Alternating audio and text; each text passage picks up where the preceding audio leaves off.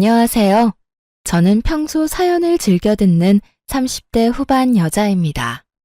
몇 번이고 썼다 지웠다 하며 고민하다 큰 마음 먹고 사연을 보내봅니다.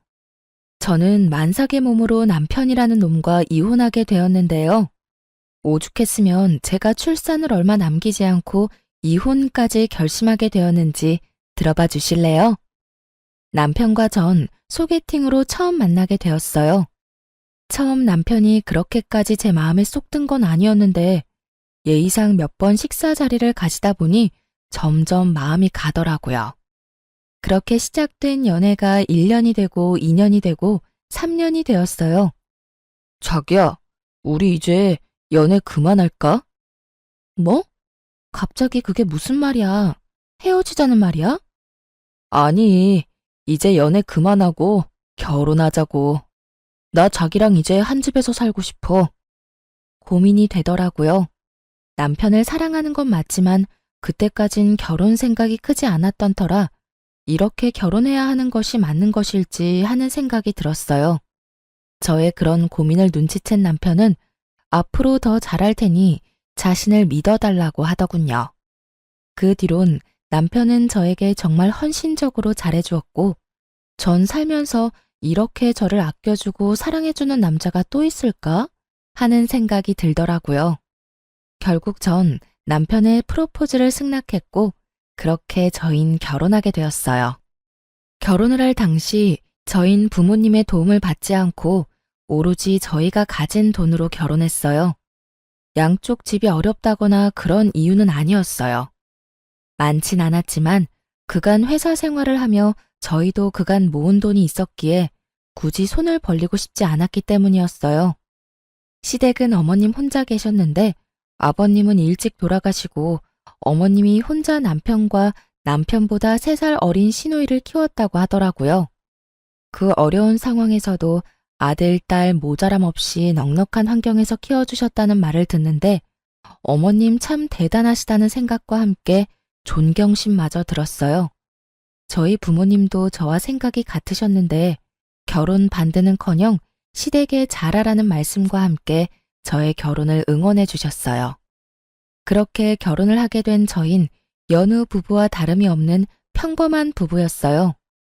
때론 다투기도 하고 다투고 나면 서로 자존심에 말도 하지 않기도 하고 그러다 또 언제 그랬냐는 듯이 풀려 함께 시간을 보냈죠.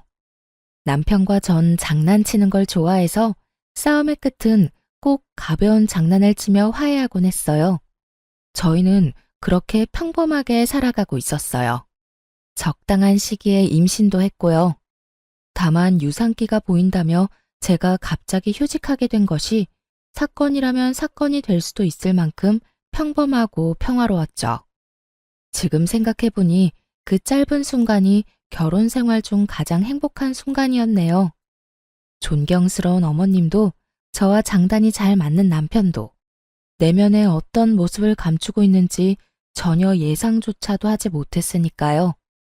그렇게 행복하던 어느 날 남편이 심각한 얼굴로 집으로 들어오더라고요. 대개 남편이 심각한 얼굴이면 돈 문제, 일 문제밖에 없더라는 이야기를 들었던 터라 전 의아했어요. 남편은 진급을 앞두고 있을 정도로 회사 일은 평탄했고 생활에 드는 돈도 마찬가지였었어요. 저의 휴직으로 인해 외벌이가 되긴 했지만 그것 때문에 남편이 부담을 느끼거나 그런 일은 없었어요. 월급과 비교를 한다면 적긴 하지만 이럴 때를 대비해 모아뒀던 돈이 있었던 터라 여유 있는 생활이 가능했기에 남편의 심각한 얼굴이 더욱 의아하더군요. 전 아무리 생각해도 다른 이유가 떠오르지 않았고 답답한 마음에 먼저 남편에게 물었어요. 여보, 무슨 일 있어? 표정이 너무 안 좋아. 그게 집에 일이 좀 생겼어. 정확히는 희정이가 사고를 쳤어. 아, 정말 미칠 것 같아. 아가씨가? 왜? 무슨 일인데? 주식을 하다가 일을 냈다네. 그냥 주식에 투자해서 까먹은 거면 그나마 다행인데 신용까지 써서 했는데 그 종목이 완전히 하락했나 봐. 그래서 강제 청산이란 걸 당했다고 하더라고. 그거 갚으려고 대출 내고 또 본전 생각나서 대출 내고 그렇게 해서 결국 다 잃었다나 봐. 빚만 남았다는데 그 금액이 꽤 크더라고. 남편의 표정이 어두웠던 이유는 다름 아닌 남편의 동생 신우이 때문이었어요. 그때 당시 주식에 대해선 전혀 알지 못하는 저도 주식시장이 좋지 않다는 것 정도는 알고 있었는데 하필 이럴 때 왜 주식을 한 것인지 저로서는 이해가 되지 않았어요. 거기다 신용까지 썼다니 탄식이 나오더군요. 인터넷에서 주식 신용 써서 깡통 찼다는 사람을 보며 혀끝을 차곤 했었는데 그런 사람이 먼 곳에 있는 것이 아니더라고요. 뭐? 주식? 그러면 요즘 아가씨가 한다는 공부가 주식 공부였던 거야? 아, 정말 미치겠다. 그래서 빚이 총 얼만데? 2억. 뭐? 2억? 2천만 원도 아니고 2억. 2억. 아, 진짜 어떻게 해야 할지 모르겠어. 이자도 한두 푼도 아니고. 그렇다고 해서 젊은 애 신용불량자 만들어서 인생 망치게 할 수도 없고 말이야. 간도 크다 했어. 어떻게 그 큰 돈을 날릴 수가 있는지. 아. 남편은 연신 한숨만 내쉬었고 저도 고민이 깊어졌죠. 제가 알기론 어머님도 하시던 일을 다 접으시고 그간 모아두셨던 돈으로 생활하시던 터라 상황이 좋지 않은 것으로 알고 있었기에 해결 방안도 없다는 사실을 잘 알고 있었기 때문이에요. 그렇다고 저희에게도 그 큰 돈이 있을 리가 없었고 저희가 대출을 내서 아가씨의 대출을 막아주는 건 더 말도 안 되는 것이기에 정말 도저히 방법이 보이지 않더군요. 집안엔 한숨만이 가득했고 누구도 섣불리 말을 꺼내지 못하고 있을 때였죠. 오늘 장인어른 생신이잖아. 일단 가자. 지금 출발해도 늦어. 아니야. 당신은 오늘 그냥 집에 있어. 나 혼자 다녀올게. 에이, 그런 게 어디 있어. 아무리 상황이 이래도 장인어른 생신인데. 가서 얼굴 뵙고 축하해드려야지.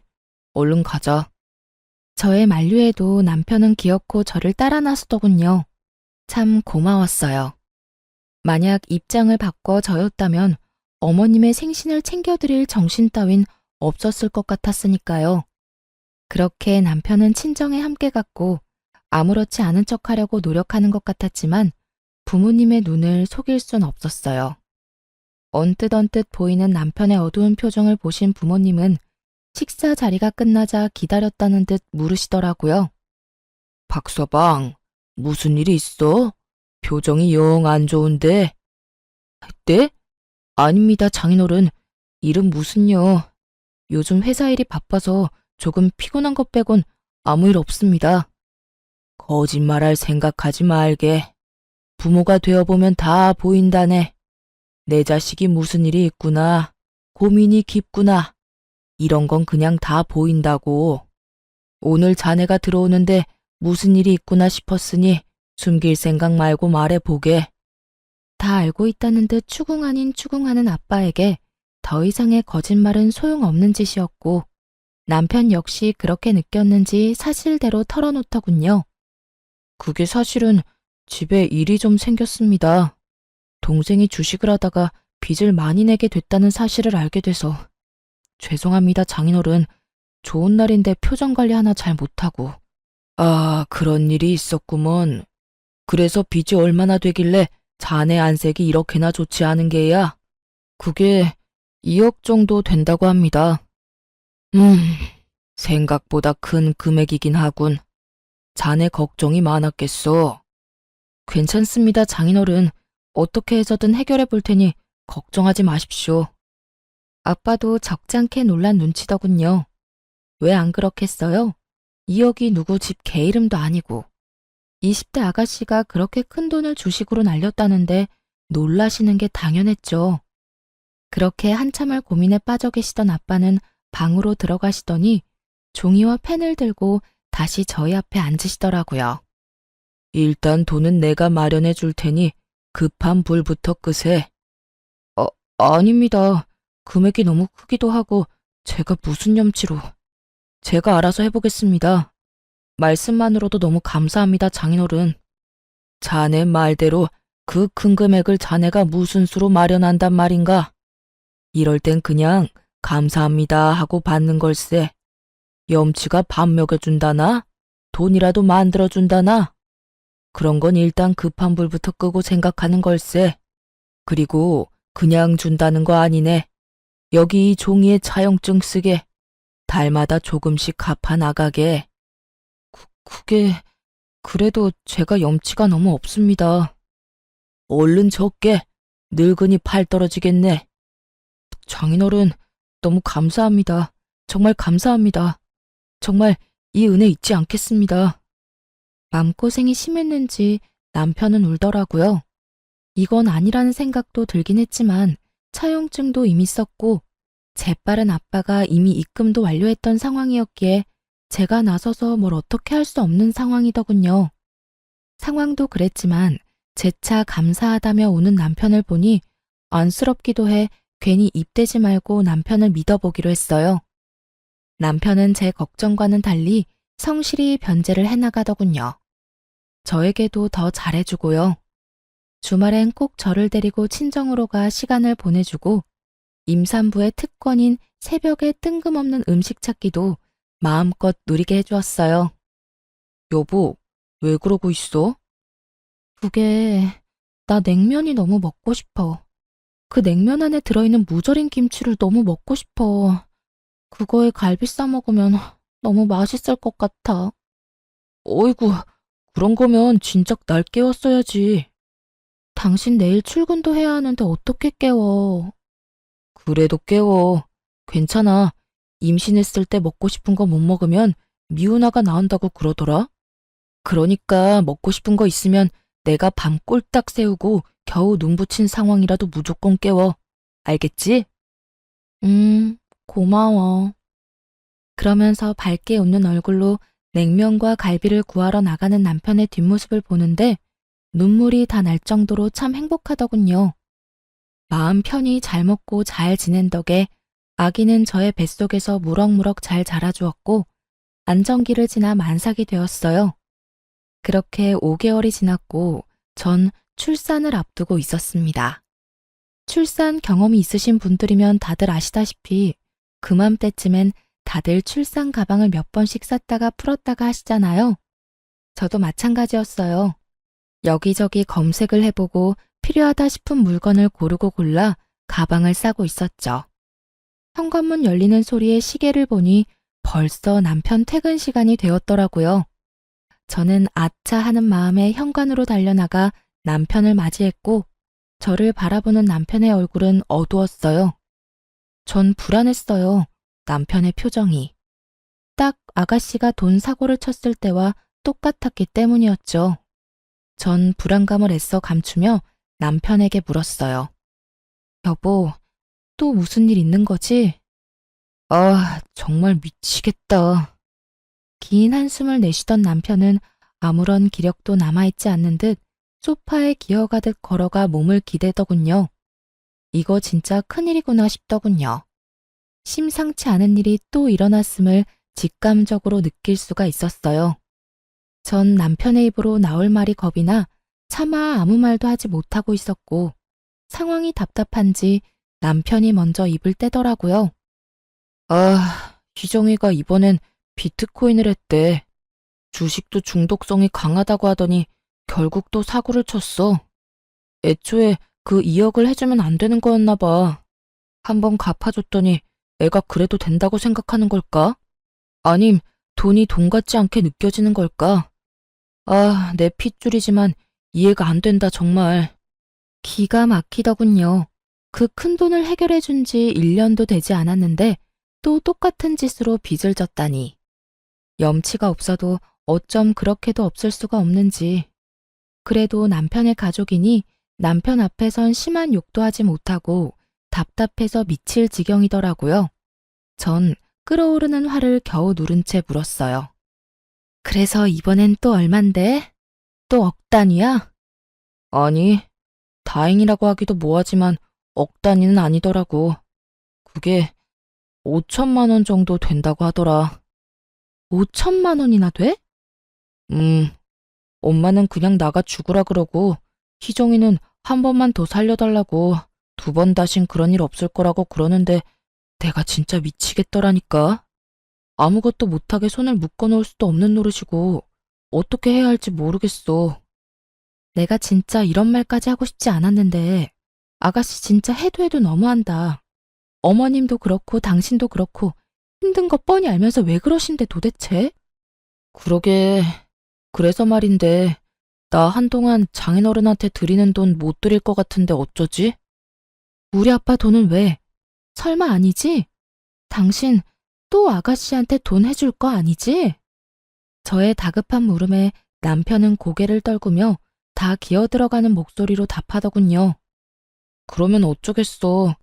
신불자 되지 말라고 2억은 갚아주고 5천 못 갚아줘서 신불자 만들 순 없잖아. 일단 일부분 먼저 갚아주고 나머지는 달마다 되는 대로 해결해 주려고. 이쯤 되니 도저히 참을 수가 없더라고요. 동생이 진 빚 때문에 처가에 돈을 빌려놓고선 또 동생이 진 빚 때문에 처가 돈을 한동안 못 갚겠다니요. 이 무슨 말도 안 되는 상황인가요? 그리고 오빠가 무슨 동네 호구도 아니고 동생이 사고 칠 때마다 도와주면 저와 아기는 어떻게 하나요? 전 입에 개거품을 물 기세로 남편에게 따져 물었어요. 당신 진짜 미쳤어? 우리도 이제 곧 새 가족이 생기는데 아가씨 도와줄 돈이 어디 있어? 그리고 아가씨 도와준다고 아빠한테 빌린 돈을 안 갚는다는 게 말이 돼? 안 갚는다는 게 아니라 한동안은 못 드리겠지만 급한 돈만 마무리되고 나면 다시 갚아 나갈 거야. 그러니까 당신이 말 좀 잘해주면 안 될까? 응, 안 돼. 절대 안 돼. 아가씨를 돕든 어머니를 돕든 그건 당신 마음이지만 무슨 일이 있어도 우리 아빠 돈은 빼먹지 말고 갚아. 난 분명하게 말했다. 아, 알겠어. 남편은 서운한 티를 팍팍 냈지만 전 양보할 수 없었어요. 드리던 돈을 줄인다고 해도 될까 말까 하는 상황에 한동안 못 드린다는 말은 앞으로도 드리지 않겠다는 말로 들렸기에 더욱 양보할 수가 없더군요. 이때 이혼을 했었더라면 그 더러운 꼴은 보지 않아도 됐을 텐데. 이때까지 저는 남편을 사랑했고 다른 문제도 아닌 아가씨 돈 문제 때문에 이혼할 생각은 없었기에 이 고비만 잘 넘기면 다시 평화가 찾아올 거라 믿어 의심치 않았어요. 하지만 제가 바라고 기대하던 그 평화는 찾아오지 않았어요. 다른 방법을 찾아보겠다고 한 남편은 결국 방법을 찾지 못했는지 아빠에게 돈을 드리지 않았더군요. 이 사실을 알게 된 과정도 참 기가 막혔어요. 전 아무래도 남편에게 너무 냉정하게 말을 한 것 같아 제가 가지고 있던 돈이라도 좀 보태주려고 돈을 보내드렸냐고 물었어요. 여보, 오늘 그날이잖아. 아빠한테 입금해줬어? 어? 당연하지. 겨우겨우 맞춰서 입금해드렸어. 걱정하지 마. 그래? 알겠어. 아가씨 일은 어떻게 할지 같이 잘 생각해보자. 알겠어. 남편의 적잖게 당황하는 모습과 대화를 피하는 모습이 수상하더라고요. 그래서 전 남편이 출근하고 난 뒤 엄마에게 전화를 걸었고 엄마에게서 입금이 되지 않았다는 말을 듣게 되었던 것이었어요. 더는 남편과 해결할 문제가 아니라는 생각이 들었고 바로 시댁으로 찾아갔어요. 시댁은 주택이었는데 무슨 일인지 대문이 열려 있길래 벨을 누르지 않고 그냥 들어갔고 마당에서 현관으로 걸어가는데 현관도 열린 것인지 집안의 대화 소리가 들리더군요. 대화의 주인공은 어머님과 시누이였는데 두 사람은 싸우고 있는 듯 했어요. 언성은 높았고 그 높고 큰 목소리 덕분에 두 사람의 대화가 더욱 잘 들렸어요. 엄마, 그냥 엄마가 돈 좀 해줘. 나 진짜 다시는 돈 사고 안 친다니까. 진짜 앞으로는 절대 이런 일 없을 거야. 그러니까 나 한 번만 좀 살려줘. 이거 사. 엄마가 돈이 어디 있어? 요즘 엄마도 일 다 접고 집에서 쉬는 거 알아 몰라? 없긴 왜 없어? 이 집 있잖아. 이게 진짜 미쳤나 봐. 달랑 하나 남은 집으로 네 빚이나 갚아달라는 말이야? 딱 5천만 원만 해주면 되잖아. 집 담보 대출 받아서 좀 해결해줘. 너 진짜 미쳤어? 엄마는 딸보다 이딴 집이 더 중요해? 나 진짜 이러다 신용불량자 된다고. 하나뿐인 딸이 신용불량자 되면 엄마는 좋을 것 같아? 상견례 때부터 철이 없다 싶더니 신우이의 뻔뻔한 말을 듣고 있자니 저 미친 딸을 살려둔 어머님이 대단하다는 생각마저 들더군요. 아무래도 오늘은 날이 아닌 것 같아 돌아서는 순간 어머님의 대답이 제 발길을 멈추게 했어요. 기다려봐 이거사. 네 오빠가 처가에서 또 돈 받아온다고 했으니까. 2억도 해줬는데 그깟 5천 못 해주겠어? 그 말을 어떻게 믿어? 그러다가 새언니가 알게 되면 어떡해. 이번엔 네 새언니 모르게 혼자 가서 받아온다고 했으니까 일단 기다려보자.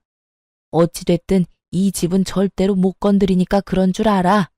이건 엄마 노후 자금이라고. 만약에 또 빌려온다 쳐. 그 돈을 또 언제 다 갚아. 그냥 엄마가 좀 해주면 안 돼? 네가 갚을 것도 아니면서 뭘 그런 걱정까지 하니? 그리고 그 돈을 설마 다 받겠어? 그냥 성의 표시로 몇 달 갚다 보면 인제 그만 갚으라고 하겠지. 혹시라도 그런 말 없으면 처가 가서 힘든 척 좀 하라고 하면 돼. 이제 애도 나오겠다. 자기 딸 힘들어질 게 뻔한데 그 돈을 다 받겠어? 그러니까 넌 앞으로 다신 주식, 코인 이런 거 할 생각도 하지 마. 알겠어? 정말 가관이었습니다. 애초에 갚을 생각도 없었다는 것도 기가 막히는데 또 친정에 빌붙을 생각이었다니 대화를 들으면 들을수록 모녀 사이가 맞는구나 싶더군요. 뻔뻔하기가 어쩜 그렇게나 똑같은지 웃음이 다 나더라고요. 만삭배를 해서 두 사람과 싸우기가 그랬던 전 일단 집으로 돌아왔어요. 뱃속의 아기만 아니었다면 당장 그 집구석에 들어가 다 엎어놨겠지만 혹시나 하는 마음이 드니 행동이 신중해지더라고요. 남편도 어머님과 같은 생각인지 궁금했고 일단 상황을 지켜보기로 했죠. 집으로 돌아온 저는 다시 생각에 빠져들었고 다시 생각해도 기가 막히더군요.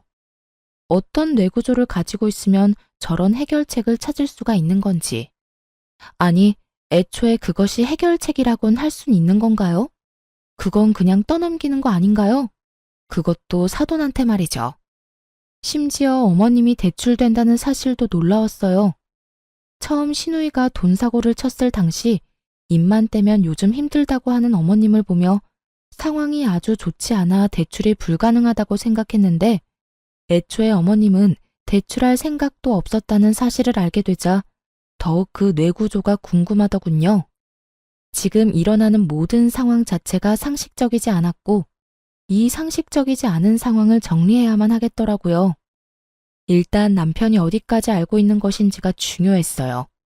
정황상 남편도 어머님과 한통속인 듯 했지만 혹시 모르는 만일이라는 것도 있기에 확실히 남편의 의중을 확인했어야 했죠. 정확히 확인해야만 남편과 이혼할지 아니면 시댁과의 연만 끊을지 결정되는 문제이기에 신중해야 했습니다. 무엇보다 뱃속에 아기도 있으니 더욱 신중에 신중을 더해야 했어요. 제가 생각에 빠져있는 사이 남편은 퇴근하고 돌아왔고 전 남편에게 아무것도 모르는 척 물어봤어요. 여보, 내가 혹시 몰라서 엄마한테 물어봤는데 요즘 우리 친정도 힘들다네? 생활비도 모자라는 상황인가 봐. 그래서 하는 말인데 어머님 지금 사는 집도 작아잖아. 거기 담보대출 받는 건 어때? 그 정도 집이면 5천 정도는 그냥 나오지 않아? 제 말에 남편은 눈에 보이게 움찔하더군요. 그 모습만으로도 남편의 의중을 알기에 부족함이 없었고 그 뒤로 남편의 입에서 흘러나오는 말들은 더욱 저에게 확신을 심어주었습니다. 그게 그 집은 엄마 노후 자금인데 건드리기가 좀 그렇잖아. 우리도 이제 아기 태어나고 나면 더 도와드리기 힘들 테고. 나중 생각하면 그 집은 건드리면 안 되겠다 싶더라고. 입을 확 찢어버리고 싶은 마음을 겨우 누르고선 남편에게 따지듯 되물었어요. 그게 말이 돼? 당신한테 빌려준 2억도 우리 아빠 엄마 노후 자금이었어. 그 돈은 받아가서 갚지도 못하고 있는데 어머님 집은 노후 자금이라서 안 된다. 그런 논리가 도대체 어디 있어? 심지어 아가씨 일이잖아. 우리 엄마 아빠는 자기 자식도 아닌 아가씨 빚 갚는다고 노후 자금 다 내놓은 판국에 일이 또 이렇게 됐으면 당연히 어머님이 나서야 할 때 아니야? 아니, 늦어도 한참 늦으셨지. 사실 2억도 우리 부모님이 아니라 어머님이 해주셨어야 했어. 내 말이 틀려? 최대한 언성은 높이지 않으려고 노력했는데 말하다 보니 저도 모르게 점점 언성이 높아지더라고요. 그런 제 모습이 남편도 거슬렸는지 급발진하며 막말을 쏟아내기 시작하더군요. 당신 지금 그까지 돈 좀 당신 친정에서 받아왔다고 유세 떨어? 그까지 푼 돈으로 유세 좀 떨지 마. 보고 있기 역겨우니까. 뭐라고? 역겹다니. 당신 어떻게 나한테 그런 말을 할 수가 있어? 당신 지금 완전히 다른 사람 같은 거 알아? 당신이 날 이렇게 만들잖아. 그리고 자꾸 이런 식으로 굴면 앞으로 절대 그 돈 안 갚을 수가 있으니까 알아서 해. 알겠어? 당신 진짜 웃긴다. 돈 빌려갈 땐 고맙다고 눈물까지 흘리면서 그 은혜 잊지 않는다고 하더니 이게 은혜 잊지 않겠다던 사람이 할 태도야? 돈을 안 갚는다고? 그걸 지금 말이라고 해? 그럼 말이지 방귀야? 임신했다고 오냐오냐 했더니 남편 무서운 줄 모르고 뭐? 논리? 어디서 논리를 운운하고 있어? 급발진해서 저보다도 더 언성을 높여대던 남편은 가쁜 숨을 한 차례 고르더니 더욱 충격적인 말을 하더군요. 당신 배불러서 이혼당하고 싶지 않으면 알아서 잘해. 무슨 말인지 알지? 이번에도 친정에서 5천만 원 받아오란 이 말이야. 생활비가 없든 노후 자금이 없든 난 모르겠고 무슨 일이 있어도 5천 만들어서 가지고 와. 알겠어? 그러게 좋게 대해줄 때 알아서 길 것이지 꼭 사람을 나쁘게 만들고 있어. 멍하더군요. 제가 들은 말이 진짜 현실이 맞는 것인지, 이 말들이 진짜 내 남편의 입에서 나온 말이 맞는 것인지, 한참을 멍하게 그 자리에 서 있었고 정신을 차려보니 남편 놈은 거실 욕실에서 씻고 있더라고요. 참 가당치도 않았어요. 시댁 인간들이 그따위 내구조를 가지고 있을 때 알아봤어야 했는데 남편 놈도 그 인간들이 별반 다르지 않은 인간이더라고요. 하긴 그 핏줄이 어디 가겠어요? 그 와중에 입고 출근했던 양복은 욕실 앞에 뱀 허물과 다름이 없는 꼴로 벗어났는데 전 저도 모르게 몸부터 움직여 그 양복을 집어들었어요. 치워야겠다는 이런 생각 따윈 없었는데 왜 그 양복을 집어든 것인지 아직도 모르겠지만 어찌되었든 전 양복 상의를 집어들었고 그 순간 상의 주머니에서 종이가 떨어지더라고요. 떨어진 종이는 다름 아닌 차용증이었어요. 분명 친정에 있어야 하는 차용증인데 왜 남편 옷에서 나오는 것인지 그 이유는 전화 한 통으로 가뿐히 알 수 있었어요. 여보세요? 딸, 이 시간에 웬일이야? 무슨 일 있어? 아니, 일은 없는데 물어볼 게 있어서 혹시 박서방 집에 들린 적 있어? 며칠 전에 내 음식 생각나서 왔다면서 점심시간에 왔더라고. 그래서 점심 한 끼 해서 먹였지. 얼마나 맛있게 먹는지. 요즘 집에서 정서방 밥 안 해 먹이니? 아니, 잘해 먹여. 내가 다른 건 몰라도 끼니는 잘 챙기잖아. 하긴 그렇긴 하지. 그런데 그건 갑자기 왜 물어? 그냥 이야기하다가 엄마 집 다녀왔다고 하길래 뭐 했나 싶어서 물어봤어. 엄마 목소리도 듣고 싶어서 겸사겸사 전화했지. 모든 것이 확실해졌어요. 남편 놈은 엄마가 혼자 있는 시간을 노리고 친정에 가서 차용증을 몰래 가지고 나온 것이었어요. 그리곤 그렇게 생각했겠죠. 이제 차용증이 없으니 최악의 경우 그 돈은 갚지 않아도 되겠다 하고요. 뭘 믿고 저렇게도 당당하나 싶었더니 믿는 구석이 고작 차용증이라니. 굴린다고 굴린 머리가 이리도 멍청하다는 사실이 놀랍기까지 했어요. 놀라우면서도 이런 남자를 믿고 결혼하고 임신까지 한 저 자신이 다 한심스러워지더라고요. 남편의 구역질 나는 의중도 잘 알았겠다. 전 더는 망설일 필요가 없었어요. 남편은 제가 만삭이고 곧 아기도 태어날 것이니 아기를 생각해 이혼은 할 수 없어 돈은 마련해 오겠지 하고 생각한 모양인데 절 몰라도 한참 몰랐네요. 전 태어날 아기를 위해서도 이 인간 같지도 않은 기생충 같은 놈과 살 생각이 전혀 없었어요. 그렇게 전 이혼을 위한 준비를 차곡차곡 해나갔습니다. 이혼 전문 변호사를 만나 상담도 하고 부모님께 이혼할 것이라는 말씀도 드렸어요.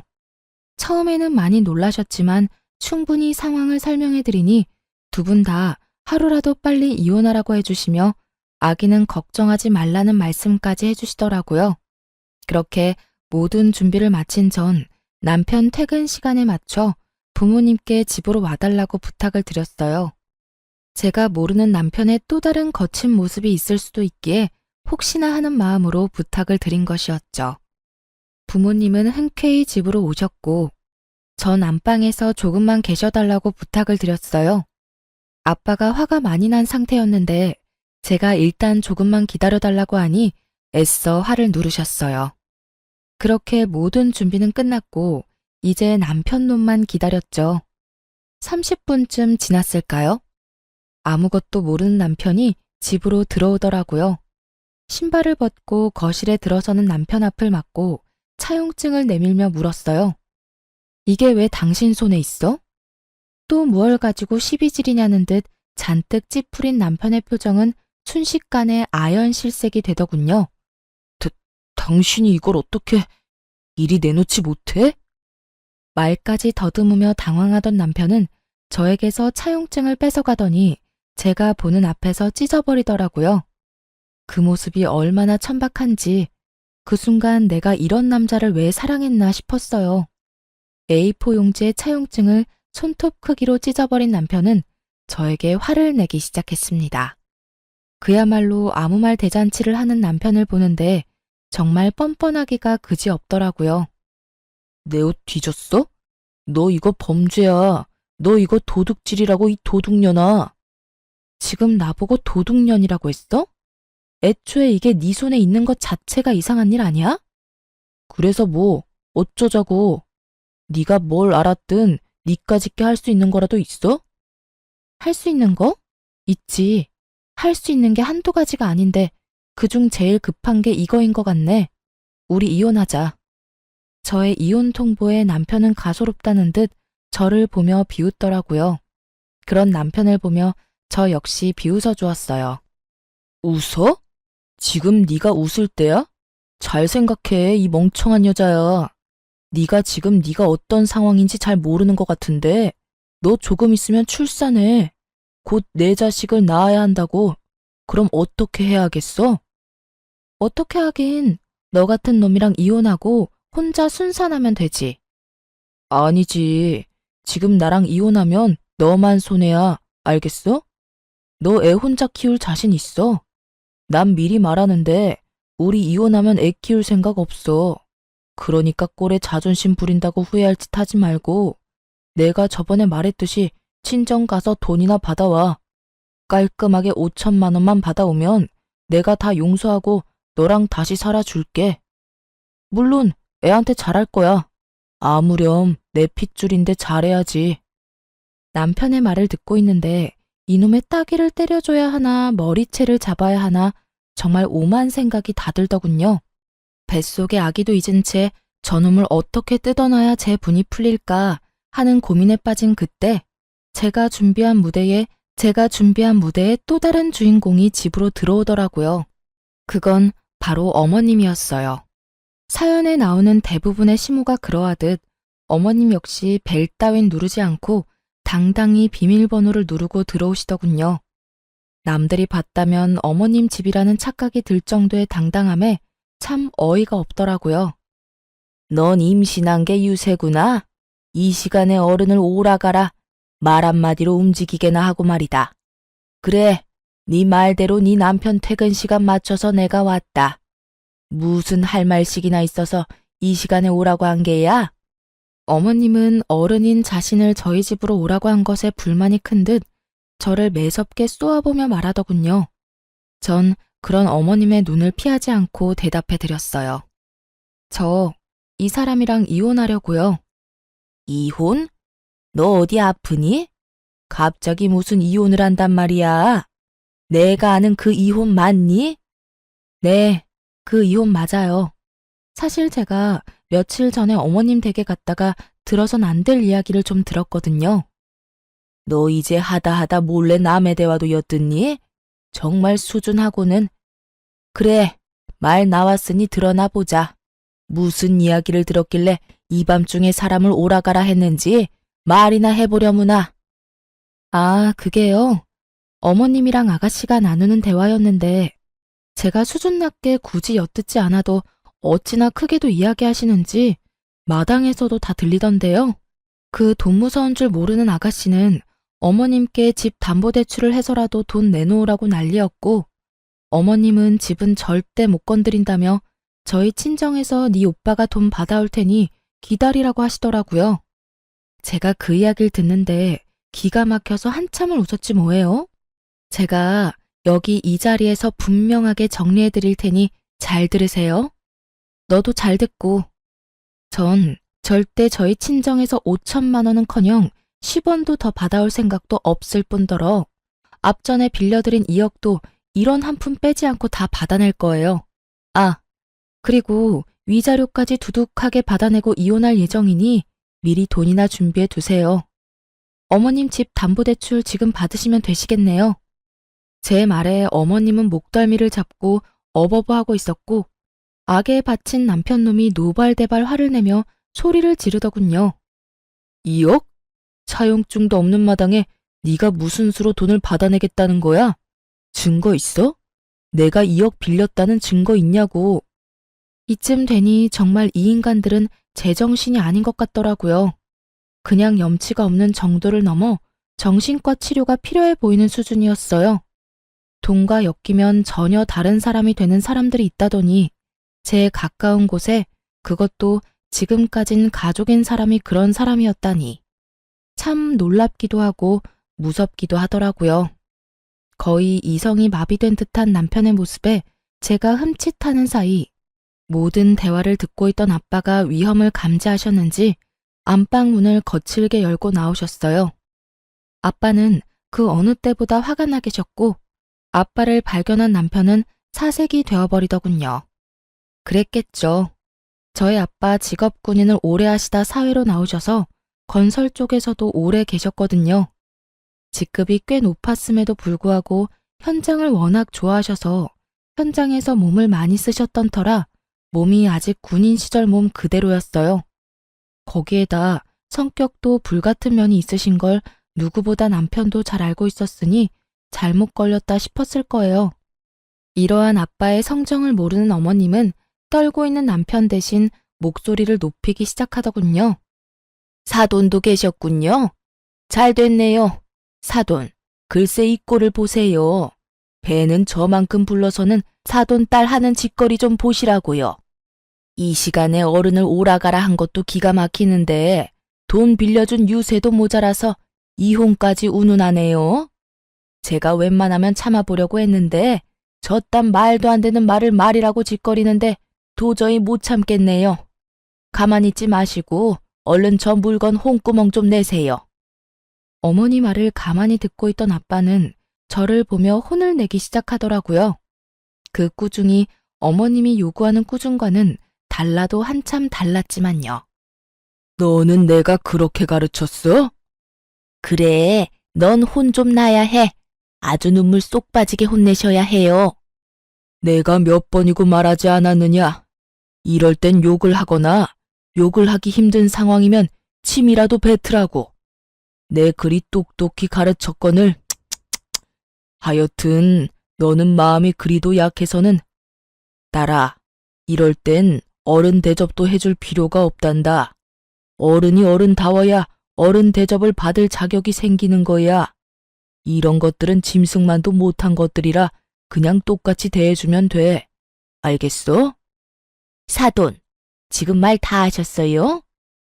아, 이제 보니 이 물건이 사돈을 똑 닮아 이렇게 앞뒤 분간 못하고 말을 막 하는 거였네요. 그 어렵다는 사돈한테 뭐요? 짐승? 기가 막혀서. 네, 그냥 넘어가지 않을 겁니다. 사돈딸, 내가 아주 피가 마를 때까지 괴롭혀 줄 거란 이 말이에요. 이혼 생각도 하지 마세요. 안 해주면 그만인 이혼 누구 좋으라고 이혼한답니까? 그 어렵다는 사돈 돈을 맡겨놓은 돈처럼 막 가져다 쓰려고 했던 분이 누구였는지 이 아줌마는 기억도 나지 않는 것 같더라고요. 뻔뻔한 어머님의 말을 듣고 있던 아빠는 도저히 참을 수가 없는지 참았던 화를 버럭 내셨어요. 그 입 못 다물어? 가당치도 않게 지금 어디서 큰 소리야? 그리고 감히 지금 내 앞에서 누굴 괴롭힌다고? 내 웬만해서 한땐 가족이었던 사람들이라 참으려고 했는데 모자간에 사이좋게 지금 당장 콩밥 먹게 해줘? 우리가 콩밥을 왜 먹어? 우리가 뭘 잘못했다고? 몰라서 묻나? 아, 이걸 아직 안 보여줬네. 그러니 그렇게 목소리가 크지. 우선 이거부터 보고 다시 이야기라는 것을 해볼까? 아빠는 손에 쥐고 계시던 차용증 원본을 내밀었어요. 그래요.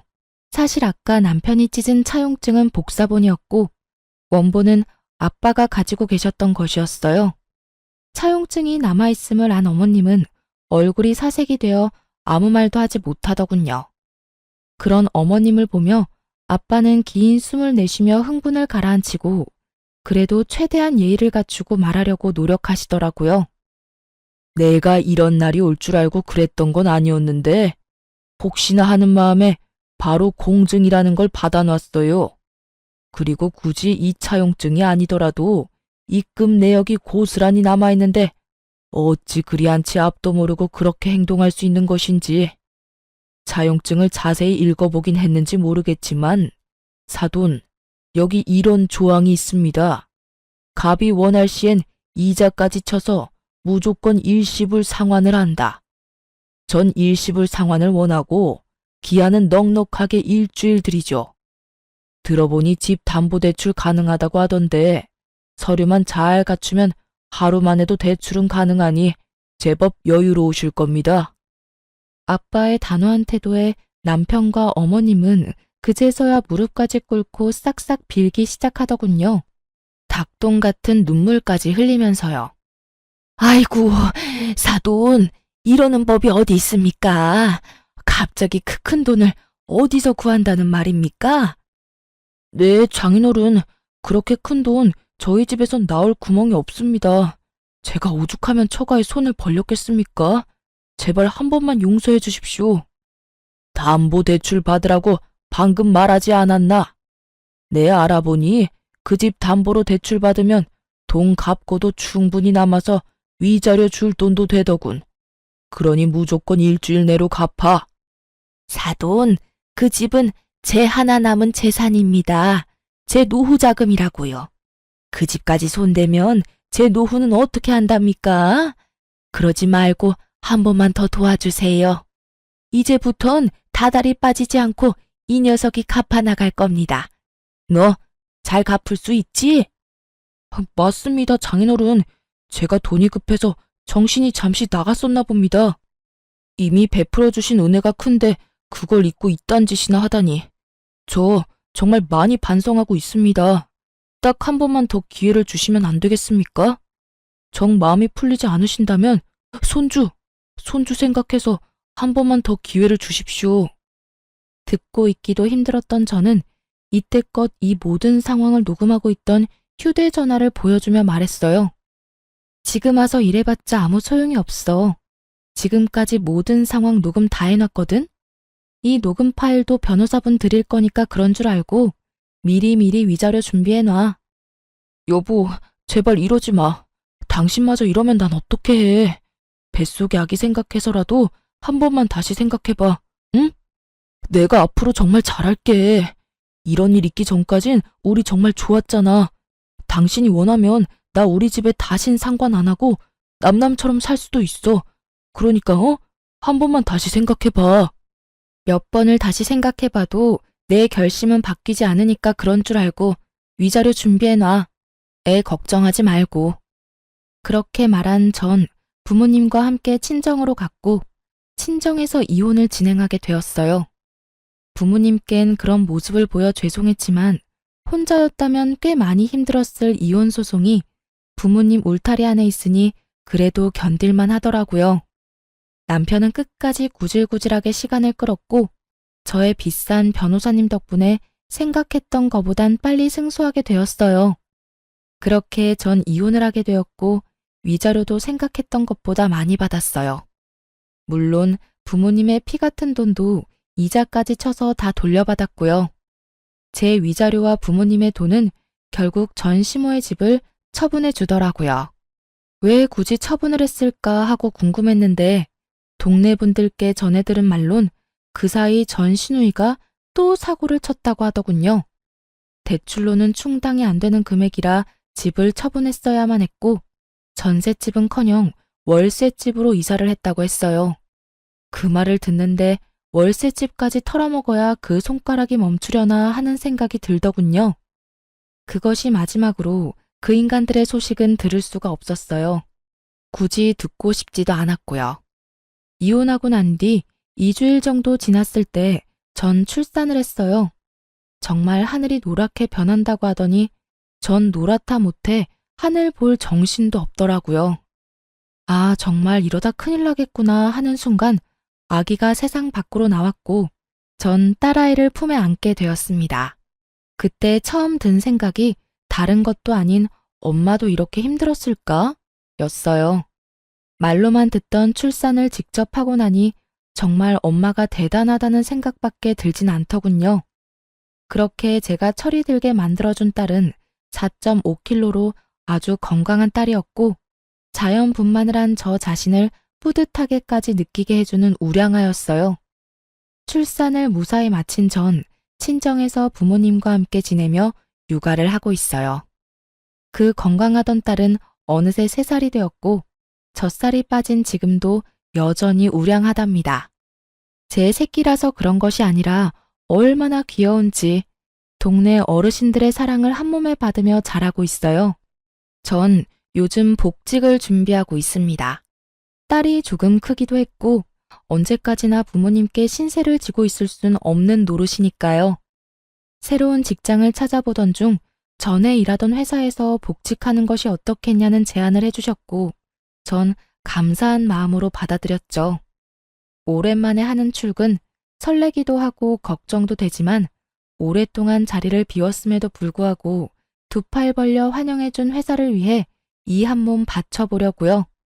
사실 자신 있게 이혼을 하긴 했지만 걱정이 없었던 것도 아니었어요. 출산도 앞둔 것도 걱정이었지만 혼자 아기를 키운다는 것이 쉬운 문제는 아니었으니까요. 하지만 저의 가장 큰 걱정이었던 딸아이는 다행스럽게도 아직까진 밝고 사랑스럽게 자라주고 있어요. 그런 딸아이를 보며 괜한 걱정이었다는 생각도 드는 요즘이에요. 물론 저렇게 사랑스러운 아이가 조금 더 자라서 사춘기가 된다면 상황이 또 어떻게 달라질진 모르겠지만요. 하지만 전 자신이 있어요. 그 힘든 이혼도 해냈는데 그까짓 거 잘 헤쳐나갈 자신 있습니다. 이로써 길었던 제 사연도 끝입니다. 저의 긴 사연 들어주셔서 감사합니다, 여러분.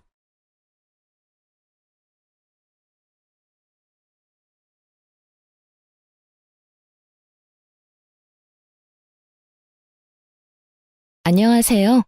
저는 지방에 살고 있는 30대 여성입니다. 평소 사연을 들으며 아침 잠을 깨우곤 하는데요. 오늘은 제 사연을 들려드리며 구독자님들의 잠을 깨워드릴까 싶어 용기를 내 제 이혼 사연을 보내봅니다. 남편과 전 휴대전화를 판매하는 매장에서 처음 만났어요. 가장 친한 친구는 그 매장의 직원이었는데 남편 역시 그곳에서 일하고 있었어요. 전 친구에게 휴대전화를 사러 친구의 직장을 찾았고 휴대전화 매장 직원 엄청 넓은 데다 직원들도 많아 친구를 찾는 것이 쉬운 일은 아니더라고요.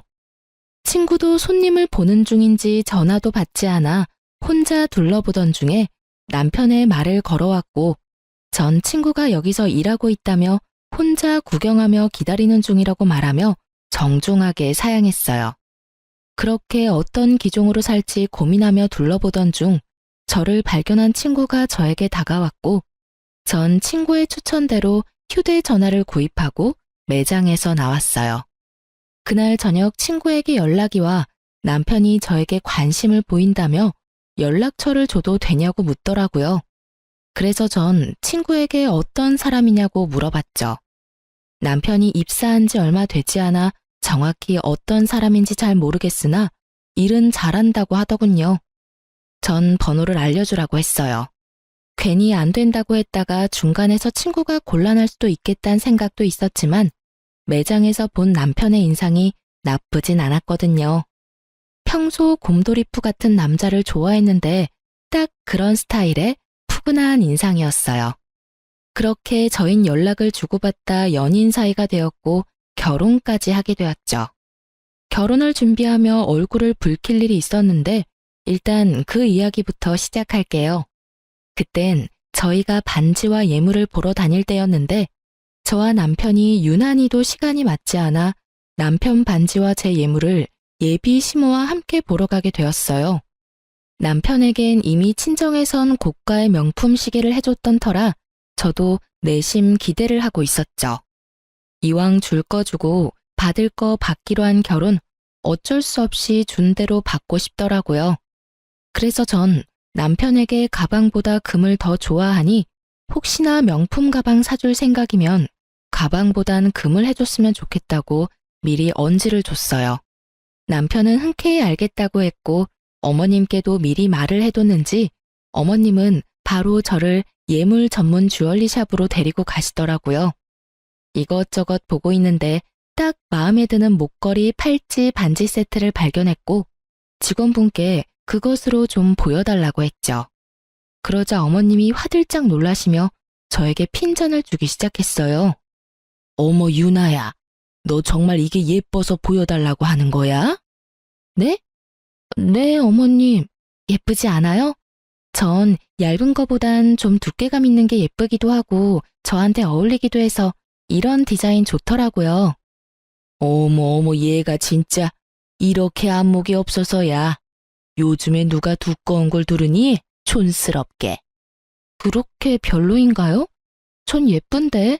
제가 이런 디자인이 잘 어울리기도 해서요. 별로야. 기다려봐라. 내가 골라주마.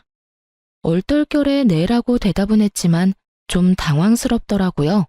제가 차고 걸고 낄 건데 어울릴지 안 어울릴지는 제가 판단해야 하는 거 아닌가요? 그리고 요즘이 어떤 시대인데 유행을 따지나요? 제 개성에 사는 시대인데 할 말이야 많았지만 일단 지켜보기로 했습니다. 그래도 곧 시어머니가 될 뿐인데 이런 걸로 이런 곳에서 얼굴을 붉히고 싶지 않았으니까요. 거기에다가 그렇게 말씀하시는 어머님은 얼마나 대단한 안목을 가지고 계시나 궁금하기도 했고요. 한참을 고르고 고르시던 어머님은 저에게 이거 어떠냐며 물어오시더라고요. 어머님의 안목을 확인한 전 너무 당황스러워서 할 말을 잃었어요.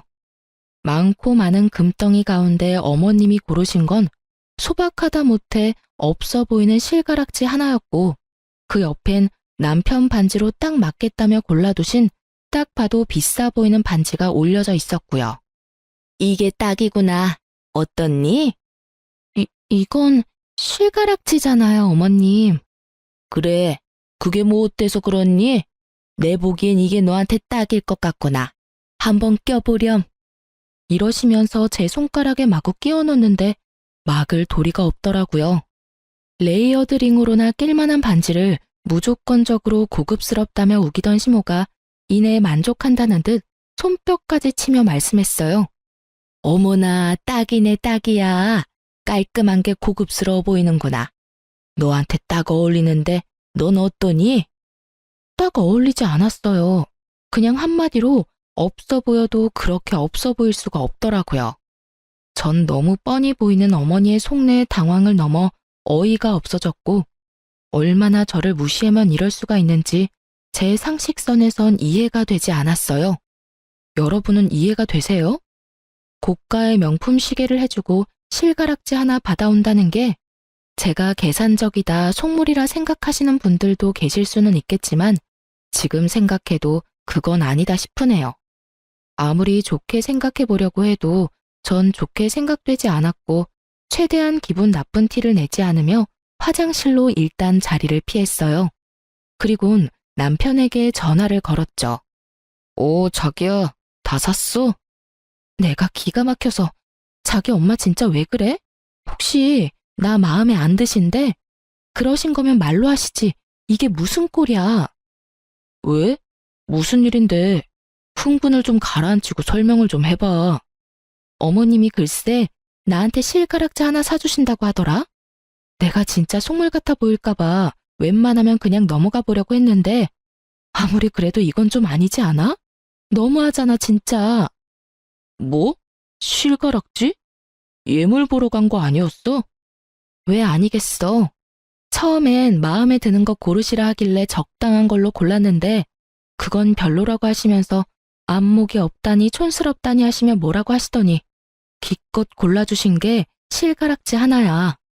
그러면서 내가 계산할 자기 반지는 엄청나게 굵고 비싼 걸로 고르시더라. 내가 바보도 아니고 어머님 속내가 뻔히 보이지 않겠어? 미치겠다 정말. 엄마가 왜 그러지? 미칠 사람은 나야. 우리 집에선 당신 대접해준다고 당신이 갖고 싶어 하던 시계까지 기쁜 마음으로 사주셨는데 난 이런 대접이나 받고 이게 뭐야 진짜. 나 지금 기분 같아선 파혼이라도 하고 싶은 심정이야. 완전히 무시당하는 기분이라고. 그러니까 자기가 빨리 와서 이 상황 좀 해결해봐. 진심이었어요. 예물이란 게 뭔가요? 말 그대로 예의를 담아주는 물건 아닌가요? 그런데 저에 대한 예의가 실가락지라니. 어머님께 이런 거지 같은 취급을 받으니 결혼 마음이 싹 사라지려고 하더라고요. 마침 남편 회사 근처였기에 남편은 생각보다 더 빨리 샵으로 들어왔고 불이 나게 달려온 남편을 본 시모는 말까지 더듬으며 조금 전과는 전혀 다른 태도를 보이더군요. 유나야, 다시 보니 아까 네가 고른 게 제일 괜찮은 것 같으네. 다시 보니 고급스럽네. 이걸로 할까? 아깐 별로라고 하셨잖아요. 촌스럽다고 하셨는데 다시 보니 괜찮으세요? 그래, 다시 보니 괜찮네. 어느새 저와 어머님 근처까지 걸어온 남편은 어머님이 애써 감추고 있던 실가락지 발견했고 그 반지를 들어올리며 어머님께 따져 묻더라고요. 엄마, 이건 뭐야? 설마 이거 유나 사주려고 그랬어? 고작 이 반지를? 아니야. 내가 미쳤니? 절대 아니야.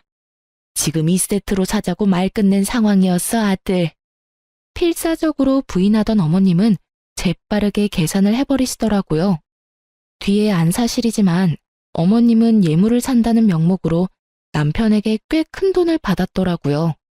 그러면서 실가락지 하나만 사주시려고 했으니 남편의 등장에 태세가 바뀌신 건 어찌 보면 당연한 것이었죠. 남편은 어머님을 쏘아보며 저의 눈치를 살피고 있었고 어머님은 눈을 흘기는 남편의 코앞으로 자신이 고른 남편의 반지를 내밀었어요. 아들 반지는 이걸로 골랐어. 한번 껴봐. 아, 엄마, 이렇게 굵은 건 불편해. 그리고 결혼 반지인데 유나 반지랑 똑같은 디자인으로 해야지. 그냥 유나 반지랑 같은 걸로 할게. 남편의 말에 어머님은 눈앞에서 돈이라도 뺏긴 듯한 표정을 지으며 남편을 설득하려 애썼지만 남편은 단호했어요. 결국 어머님의 뜻대로 된 건 하나도 없는 쇼핑은 끝이 났고 저는 기분이 나쁘기도 했지만 꽤 만족스러운 결과였어요. 앞으로의 시댁 생활이 걱정되지 않는 것은 아니었지만 저의 연락 한 통에 달려와 상황을 정리하는 모습을 보며 충분히 잘 헤쳐나갈 수 있다고 생각했어요. 그런 제 생각은 크나큰 오산이었더라고요. 어머님은 생각보다 더 대단한 사람이었고 남편이란 방패막이도 한계가 있었죠. 시댁과 친정은 우연히도 한 동네였을 뿐 아니라 꽤 가까운 거리였는데 그 가운데 신혼집이 있었어요. 벌써 한숨과 탄식이 나오시죠? 저라고 왜 안 그랬겠어요? 전 좀 더 먼 곳에서 살고 싶다고 강하게 어필했지만 어머님이 이것만은 양보 못한다며 노발대발 난리를 피우는 바람에 제가 양보하게 되었어요. 친정도 가까우니 그것의 위안으로 삼기로 한 것이었죠. 그렇게 저흰 봐두었던 아파트 대신 주택에 전세로 들어가게 되었고 어머님은 틈만 나면 저를 불러대더라고요. 전 광고 쪽에 프리랜서로 일하고 있던 터라 집에서 일하는 경우가 대부분이었기에 꼼짝없이 불려다닐 수밖에 없었어요. 남편에게 다 알리고 또 방패막이 되어달라 할까 하는 생각도 하지 않았던 건 아니었지만 그 당시에 남편이 바쁘기도 했고 그렇게 한다 한들 인연 끊을 것도 아닌데 굳이 얼굴 붉힐 일 만들지 말자 싶어 남편에겐 아무 말도 하지 않았어요. 그렇게 전 시댁에 불려다녔고 모든 것이 짜증났지만 제일 짜증이 나는 것은 저의 차림에 대한 어머님의 간섭이었어요. 하루는 휴대전화를 보여주며 말하시더라고요. 유나야, 이것 좀 보렴. 이게 뭐예요? 옷이네요. 이게 왜요, 어머님? 어머님이 보여주신 것은 청담동 재벌집 며느리들이나 입을 법하고 비싸지만 엄청 불편한 투피스였어요. 왜 있잖아요. 드라마에서 보면 재벌집 며느리들이 입고 있는 그런 옷들이요. 투피스 말고도 다른 옷들도 보여주셨는데 딱 그런 옷들만 보여주시더라고요. 혹시나 전 어머님이 사주신다고 하면 불편한 옷은 손이 잘 안 간다며 감사하지만 괜찮다고 해야겠다고 생각했고 어머님은 저의 예상과는 전혀 다른 말씀을 하시더라고요. 앞으로는 우리 집에 올 땐 이렇게 차려입고 오려무나. 암만 그래도 내가 동네에서 위신과 체면이 있는 사람인데 네가 그런 꼴로 동네를 나돌아다니면 되겠니? 제 꼴이 어때서요? 몰라서 묻니? 매번 편한 차림으로 오지 않니? 네 꼴을 보면 동네 사람들이 뭐라고 하겠어. 내가 너 때문에 나 부끄러워서 동네에 얼굴을 들고 다닐 수 없는 지경이야. 요즘은 너랑 마주칠까봐 집에 손님도 못 부르고 있어. 그러니까 앞으로는 이런 옷들만 사고 차림에 신경을 좀 쓰도록 해라. 알겠니? 굳이 그렇게까지 해야 할까요? 집도 가까운데 그렇게까지 차려입는 게 더 이상한 것 같아요, 어머님. 시댁이랑 가까우면 막 와도 된다는 법이라도 있니? 난 그런 꼴은 못 본다. 네가 내 며느리가 된 이상 이것만큼은 내 뜻에 따르거라. 난 다른 건 몰라도 남의 입방아에 오르내리는 건 못 참아. 알겠어? 전 아무런 대답을 하지 않았어요. 아까부터 계속 편하다, 막 온다고 하시는데 저 그렇게 편한 차림으로 시댁에 오지 않았어요. 청바지에 니트 차림, 면바지에 가디건 이런 식으로 나름 챙겨 입고 왔었어요. 아니 그리고 걸어서 2분 걸리는 시댁에 가겠다고 그렇게까지 차려입어야 하나요? 심지어 남편은 친정에 갈 때 집에서 입고 있던 편안한 차림으로 가는데 왜 저만 그런 불편한 차림으로 시댁에 와야 하는지 이해도 납득도 되지 않더라고요. 그리고 웃긴 건 그렇게 말씀하시는 어머님 차림은 어떤지 아시나요? 목이 다 늘어난 티셔츠에 몸빼바지같이 축 늘어지는 바지만 늘 입고 있거든요. 저에게 간섭하실 시간에 본인 차림이나 신경 쓰시지 하는 생각이 들더군요. 전 당연히 그런 옷은 사지 않았고 살 생각도 없었어요. 그래도 어머님 말씀은 완전히 무시하긴 좀 그래서 나름 불편하지 않은 선에서 과하지 않게 신경 써서 입고는 가드렸어요. 그런 저의 모습에 어머님은 역정까지 내시며 뭐라고 하시더라고요. 예, 너는 내 말을 어떻게 들은 거야? 내가 분명 옷차림에 신경을 쓰라고 했지? 너 지금 나 무시하니? 너는 말해라. 난 내 마음대로 하련다. 이거니 지금? 에이, 어머님, 무슨 말씀을 그렇게 하세요? 제가 설마 그렇게 어머님을 무시하겠어요? 그런 거 전혀 아니고요. 어머님이 말씀하신 고급스러운 옷으로 알아봤는데 글쎄 100만 원 가까이 하는 것도 있고 제일 저렴한 게 100만 원 조금 안 되더라고요. 너무 비싸서 못 샀어요. 저도 정말 사고 싶었는데 그래서 드리는 말씀인데 어머님이 좀 사주시면 안 될까요? 선물 주신다고 생각하시고 사주시면 제가 감사한 마음으로 입고 올게요. 이왕 사주시는 김에 한 두세 벌 사주시면 번갈아 가면서 입고 올 수 있을 것 같아요. 어머님의 어이없는 요구에 전 뻔뻔하게 대응했고, 그런 저의 대응에 어머님은 할 말이 없으신지 말을 돌리시더라고요. 어머님은 당연히 사주실 리가 없었고, 전 그날 이후 평소 차림대로 다닐 수가 있었어요. 시댁에 자주 불려가긴 했지만 그것도 적응이 되니 할만하더라고요. 사연에 등장하는 다른 시어머니들과는 다르게 어머님은 몸을 쓰는 일 대신 저와 수다를 떨었고, 그 시간이 곤욕스러울 때도 있었지만 대부분은 뭐 참을만 했어요. 그렇게 짚고 시댁을 오가는 생활에 적응이 될 때쯤 김장철이 다가왔어요. 남편에게 들은 바론 김장을 크게 하지 않는다고 들었는데, 어머님은 무슨 작정을 하셨는지 배추 100포기를 주문하셨다고 하시더라고요. 전화로 그 이야기를 어머님께 전해 듣는데 당황스럽기까지 하더군요. 그러면서 하시는 말씀이 정말 가관이었습니다. 그런데 너 김장은 할 줄 알지? 그 정도는 배워서 시집 온 거지? 아니요. 친정에서 하는 건 본 적 있는데 직접 해본 적은 없어요. 어머님, 아무래도 100포기는 너무 많은 것 같은데 좀 줄이는 건 어떠세요? 100포기가 많긴 뭐가 많니? 그것도 한 끼 두 끼 먹다 보면 금세 동나. 어휴, 올해는 며느리도 있어서 좀 편하게 하겠다 싶었는데 넌 도대체가 김장도 안 배우고 뭐 했니? 요즘 시집 가면서 김장까지 배우고 가는 여자가 몇이나 되나요? 또 시작이구나 싶은 마음이 들더군요. 그러게요.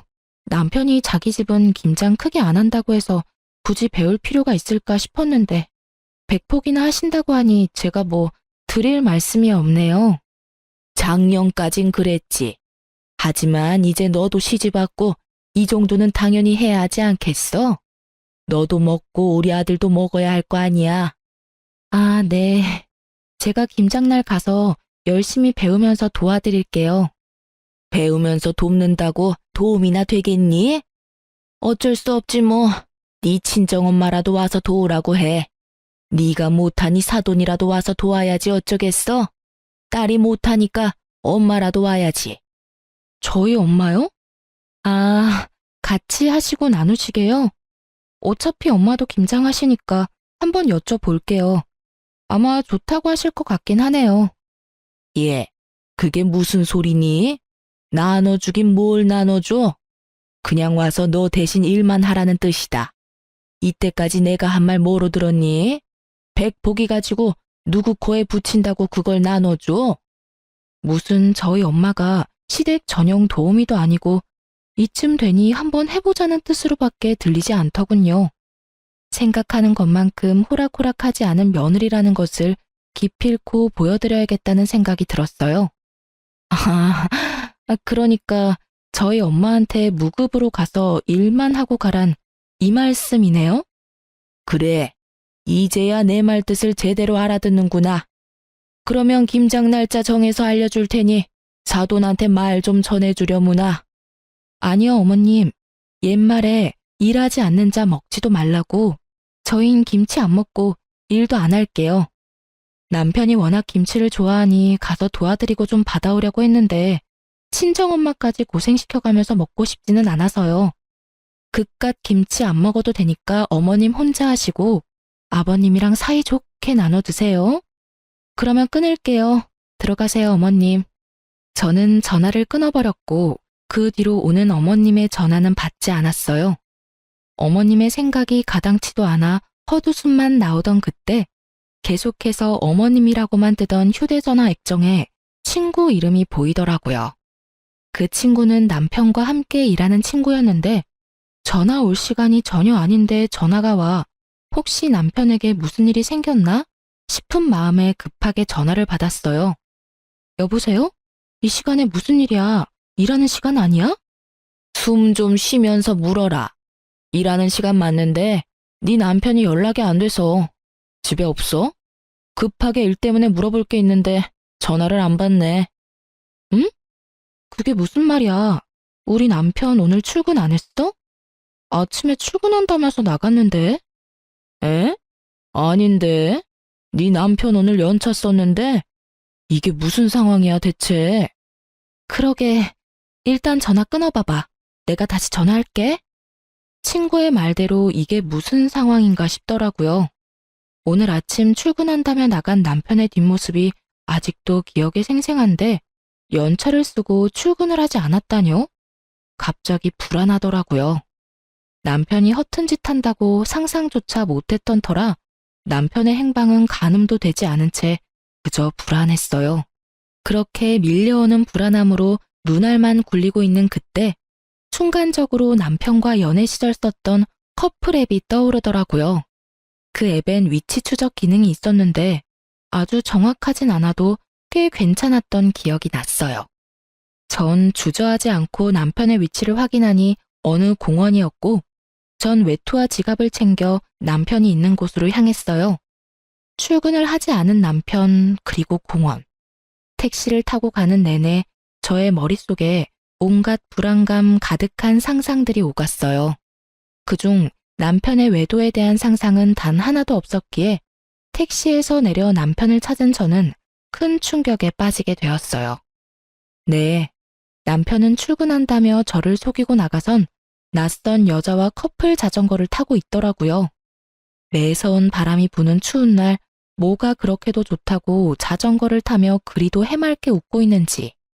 저는 무의식적으로 몸을 숨기고 남편을 훔쳐보았고 혹시 모르는 상황을 대비해 사진도 찍어두었습니다. 이런 상황에서 사진이나 찍을 정신이 있을까 했었는데 머리보다 손이 먼저 움직여 사진을 찍고 있더라고요. 그렇게 전 남편과 상간녀를 뒤쫓으며 두 사람의 행복한 모습을 사진으로 남겼고 그러는 와중 남편이 휴대전화를 2대 쓰고 있다는 사실을 알게 되었어요. 제가 아는 남편의 휴대전화는 저와 커플로 S사 휴대전화였는데 상간녀와 함께 있던 남편의 손엔 사과 휴대전화가 들려있더라고요. 외도 사실을 확실하게 확인한 저는 집으로 돌아왔고 그제서야 눈물이 나더라고요. 어머님이 틈만 나면 시댁으로 불러 귀찮게 하는 것도 툭툭 뱉는 말로 상처를 주시는 것도 남편만 보며 참고 견뎠어요.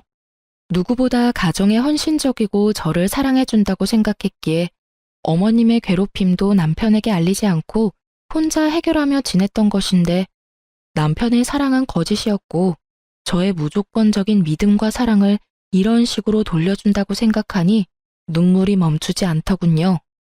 저는 제가 생각했던 것보다 남편을 훨씬 더 사랑하고 있었더라고요. 그런 제 마음은 그 많은 눈물과 함께 흘렀고 마음의 진정이 찾아올 때쯤 저의 머릿속엔 딱 2글자만이 남았더군요. 복수. 이제 저에게 남은 건 복수뿐이었고 어떻게 하면 이 상처받은 마음을 달랠 수 있을까 생각했어요. 일단 아무렇지 않은 척을 하며 더 많은 사실을 알아내기로 결정했어요. 상간녀의 신상부터 해서 두 연놈이 언제 처음 만났고 어디까지 진전이 된 사이인지 다 알아야만 했으니까요. 저녁이 되자 평소와 다름이 없는 모습의 남편이 돌아왔고 전 역시 평소와 똑같은 모습으로 대하며 남편이 잠들기만을 기다렸죠. 12시가 넘어갈 무렵 남편은 잠이 들었고 전 남편의 차로 향했어요. 남편이 씻는 사이 가방과 옷가지를 뒤졌었는데 그곳엔 사과 휴대전화가 없었으니 남은 곳은 차뿐이었죠. 저의 예상대로 2번째 휴대전화는 남편의 차 안에 있었고 전 쉽게 잠금을 풀고 판도라의 상자를 열었습니다. 그 상자 속엔 정말 보고 또 봐도 경악스러운 사실들이 무수히 쏟아져 나오더군요. 저의 남편은 생각보다 더욱더 능력자였어요. 그때 당시 연락하고 있던 여자가 1명도 아니고 2명도 아니고 무려 5명이나 되더라고요. 너무 황당하고 어이가 없으니 웃음이 터져 나오는데 속된 말로 미친년처럼 소리내서 웃었어요. 그러면서도 손을 부지런히 움직이며 눈은 열심히 상간녀들과의 대화를 읽어나갔죠. 처음 만난 시기, 애정의 정도와 그에 따른 진도는 각기 달랐지만 방법만큼은 소름이 끼치게 똑같더군요. 다들 지금 머릿속에 떠올리고 계신 그 방법이 맞아요. 남편은 직장에서 휴대전화를 판매하며 여자들을 꿰었고 그것은 저와의 첫 만남과 아주 많이 닮아 있었어요. 이보다 더 절망스러운 느낌은 없을 것만 같았는데 절벽에서 겨우 매달리고 있다가 떨어진 것처럼 절망스럽더라고요. 그 절망 가운데 한 가지 충격스러운 사실은 이 여자들은 모두 남편이 유부남인 걸 모른다는 사실이었어요. 결혼 정년기인데 집에선 결혼 이야기가 없냐는 둥 남편이 총각 행세를 했음을 증명하는 내용들이 있었으니까요. 모든 내용을 살펴본 저는 여자들이 알았든 몰랐든 외도는 외도이니 전화번호를 포함한 모든 것들을 제 휴대전화로 옮겼어요. 그리고 집으로 돌아와 생각을 정리했죠. 이렇게나 빨리 모든 증거를 잡을 수 있을 거란 생각도 못했는데 생각보다 빨리 그리고 월척을 낚아 심장이 빨리 뛰더라고요. 더 이상 파봤자 나올 것도 없어 보였고 무엇보다 더는 그 인간과 한 공간에 있고 싶지 않았던 터라 머릿속에 가득한 계획을 실행하기로 했죠. 그렇게 날이 밝았고 밤을 꼴딱 지새운 저와는 달리 아주 푹 잔 남편은 밥 한 그릇을 다 비우고 출근했어요. 밥 한 톨 남기지 않고 싹싹 긁어먹는 남편을 보며 오늘 하루 고단할 테니 잘 먹어두라고 속으로 말했네요. 내가 차려주는 마지막 만찬이라고요. 남편이 나가고 얼마 지나지 않아 친구에게서 전화가 걸려왔고 그때부터 친구의 생중계가 시작되었어요. 유나야, 네 말대로 여자들이 찾아왔어. 5명 다 찾아왔다고. 진짜 전부 유부남인 줄 몰랐나 봐. 매장 문 열기 전부터 와서 기다리고 있더라니까. 단단히 벼르고 왔나 봐.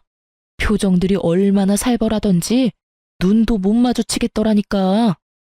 네, 그렇습니다. 전 그 상간녀들에게 문자를 보내 당신들이 만나고 있는 남자는 유부남이라며 등본과 함께 결혼 사진을 보내주었어요.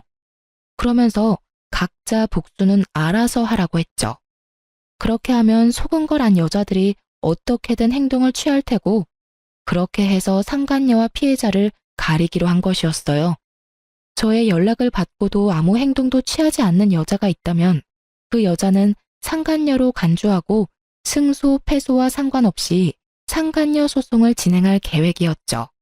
5명의 여자 중 1명 정도는 남편이 유부남인 걸 알고 있진 않을까 했는데 이러한 제 예상과는 달리 5명 다 정말 피해자였더라고요. 1~2명 정도는 저에게 연락이 올 줄 알았는데 5명 다 매장으로 찾아갔다니 참 대단한 여자들만 골라서 만났다 싶더라고요. 지금 난리 났어. 네 말대로 전부 여기서 휴대전화 산 사람들이었어. 유부남 주제에 만나달라고 그렇게 쫓아다녔냐면서 소리 지르고 울고 난리야. 1번 여자가 방금 미친놈 따귀를 때렸고 2번 여자도 때릴 건가 봐. 어머, 힘이 좋네. 줄 서서 기다리는 거 보니까 나머지도 다 때릴 건가 보다. 친구는 얼마나 중계를 잘해주는지 마치 제가 그 현장에 있는 듯한 기분이었어요. 돌아가면서 다 때렸고 이제 머리채 잡았어. 어머, 유나야. 난리다 진짜. 여기 2 여자 똑같은 반지 끼고 있어. 대박. 프로포즈도 비슷하게 했나 봐. 나머지 3 여자는 뺨 한 대 때리고 그렇게 살지 말라고 하고 갔는데 2 여자는 울고불고 난리다 난리. 이야, 저거 완전 쌍놈이네. 어떻게 똑같은 반지를 사주냐? 그것도 유부남이? 지금 여자들 반지 빼서 저 새끼한테 던졌어. 흥미진진한 생중계를 듣고 있는데 웃음이 다 나더군요. 남편이 당하고 있는 꼴이 통쾌해서도 있었지만 어이가 없어서도 있었어요. 유독 2명의 여자와 나눈 대화 내용이 예사롭지 않다 싶더니 결혼 이야기까지 오갔나 보더라고요. 유부남이 간도 크지. 프로포즈라뇨. 반지라뇨. 도대체 무슨 생각으로 그딴 짓까지 하고 돌아다닌 것인지 제 상식에선 도저히 알 수가 없었어요. 통화 너머로 들려오는 현장은 욕설과 울부짖음으로 가득했고 친구는 이제 거의 끝나간다며 나중에 다시 통화하자며 전화를 끊더라고요. 생중계가 끝난 뒤 또 다른 통쾌한 복수가 있을까 고민에 빠졌어요. 그렇게 이리저리 머리를 굴려보고 있는데 집 밖이 소란스럽더라고요. 언뜻 싸우는 소리 같았는데 들리는 목소리가 이상하게 귀에 익어 나가보니 글쎄 저희 집 앞에 어머님과 친정엄마가 마주보고 서 있더라고요. 우연히 마주친 것인지 아니면 어머님이 엄마를 부른 것인지 알 수는 없었으나 한 가지는 분명히 알겠더라고요. 어머님이 일방적으로 엄마에게 화를 내고 있다는 사실을요. 어머님은 매서운 눈빛으로 엄마를 쏘아보고 있었고 엄마는 고개를 숙이고 있더군요. 내가 며느리한테 네가 김장을 할 줄 모르니 네 엄마라도 불러서 일 도우라고 하니까 뭐라고 했는 줄 아세요? 글쎄, 사돈딸이 친정엄마 고생시키기 싫다고 나 혼자 김장해서 아버님하고 나눠 먹으라고 말합디다. 그러곤 전화를 뚝 끊어버리는데 아니 이런 법도가 어디 있습니까? 말하는 싸가지는 둘째치고 어른이 전화를 끊지도 않았는데 자기 할 말만 하고 전화를 끊다니 내가 살다 그런 꼴은 또 처음 봤지 뭐예요. 사돈이 딸 교육 잘 시켜준 덕분에 제가 별꼴을 다 당해보네요. 감사합니다, 사돈. 기분이 많이 상하셨나 보네요, 사돈. 걔가 그럴 애가 아닌데 왜 그랬나 모르겠네요. 아마 요즘 안 좋은 일이 좀 있었나 보네요. 안 좋은 일이 있으면 어른한테 그런 식으로 굴어도 된다는 말입니까? 사돈이 이런 식으로 감싸고 도시니 유나가 그렇게 버릇이 없지 않습니까? 감쌀 게 따로 있지. 그렇게 버릇없이 굴면 친정엄마가 나서서 그 버르장머리를 고쳐주셔야죠. 암요. 제가 유나 불러다 한 소리 할 테니 그만 마음 푸세요.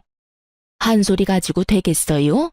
아주 눈물나게 홍구멍을 내줘야 한다고요. 다시 생각해도 황당하네요, 정말. 어찌 그렇게 자기 할 말만 하고 전화를 뚝 끊는지. 자기는 김치 따위 안 먹어도 된다고 하는 말이 아직 귓가에 울린다고요. 그놈의 김장이 뭔지, 그놈의 딸이 뭔지.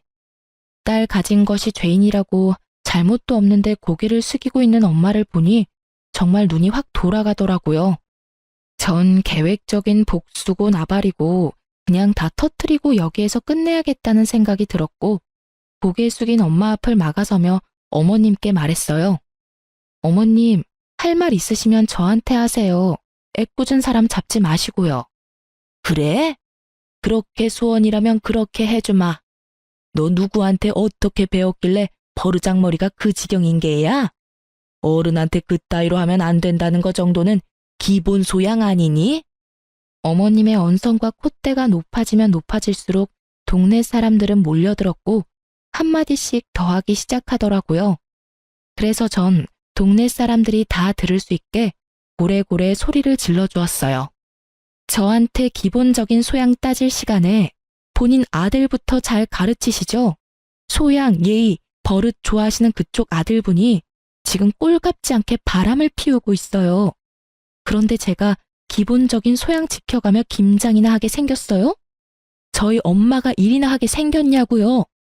저의 말에 한순간에 판도는 뒤집혔고 평소 동네에서 큰 소리를 치며 대장질하던 어머님의 얼굴이 순식간에 달아오르더라고요. 그 옆에 고개를 숙이고 계시던 엄마도 많이 놀라셨는지 저를 보시더라고요. 너, 그 말이 다 사실이야? 유서방이 바람을 피웠어? 사실은 무슨, 당연히 다 거짓말이죠. 너 그게 무슨 말도 안 되는 모함이야? 다른 것도 아니고 바람이라니. 내 아들은 절대 그럴 리가 없다. 그렇고 말고. 확신에 가득 차 노발대발하는 시모에게 휴대전화에 가득한 증거사진과 대화들을 보여주며 크게 읊어드렸죠. 주변에서 싸움 구경하던 이웃들이 다 들을 수 있도록 말이죠.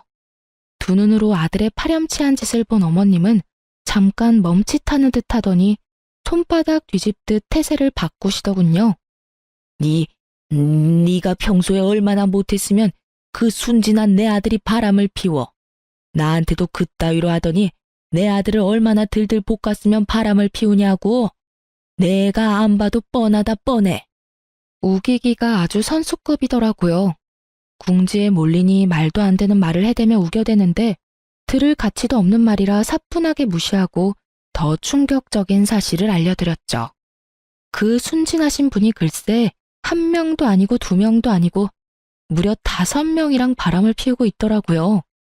거기다 유부남인 것도 속이고 만났던데요. 그거 사기예요, 사기. 얼마나 순진하시면 사기까지 치고 다니는지 2번 순진했다간 아주 큰일 나겠더라고요. 거기에다가 그중 2명한테는 프로포즈까지 했다고 하더라고요.